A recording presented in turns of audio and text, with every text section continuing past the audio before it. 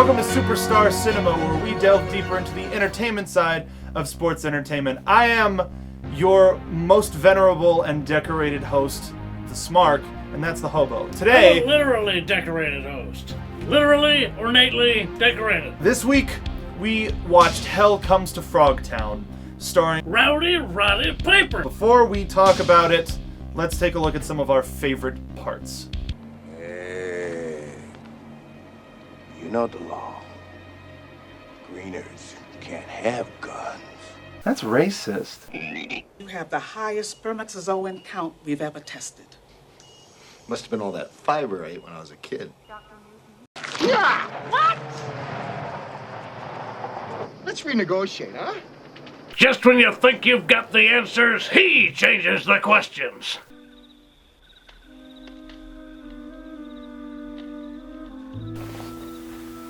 Is that baby yoga?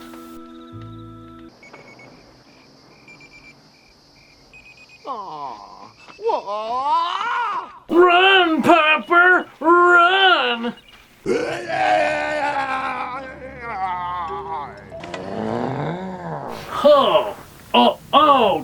What? Who wouldn't want that? Surprisingly, there was a lot to like in this movie. It was incredibly just silly. Just the silliest of movies. The fact that it took itself so seriously made it that much more kind of believable. We bought into everything that the movie was trying to sell. The puppetry on the frog heads and the special effects and the makeup were all better than we expected it to be. Seeing the first official Frogman, I mean, everybody else had kind of makeup to make them kind of look like frogs. The first official Frogman, I flipped out. I was cringing in my seat going, holy crap, they've come to get me! What did you pop for in this movie? Just, the sets were actually pretty good in this. I mean, you could really buy in because you'd have that post-apocalyptic feel. You know, they were in these old, worn-out buildings and all that, and that bar scene where they walk in, it had a very, Star Wars feel to it. The only thing they were missing was a frog band, which would have been great, actually, if they could manage that. Well, they had the one guy working the battery that was powering the stereo. Right, one of the members of Daft Punk, if I wasn't mistaken. Roddy Piper's performance was very affable. He was very charming, as well as a badass when he needed to be. What do you think deserved the most heat? The heat in this movie, just the story as a whole. The villains weren't tremendously villainous. I mean, you didn't have enough time to really hate them. Like, you had Bull, and then you had the other frog. Toady. That was the right. king or the. And then you had the guy who started off the movie, he slept with his daughter, but you can't really hate them.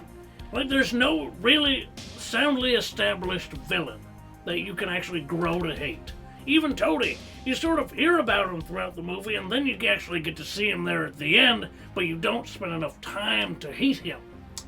Everybody's just kind of there to be weird and gross and different.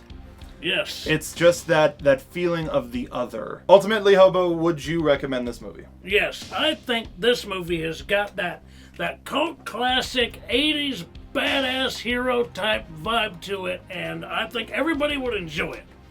I will agree with you. It is very much worth a watch. If you get the right group of people, the right group of alcohol, you'll have yourself a memorable night.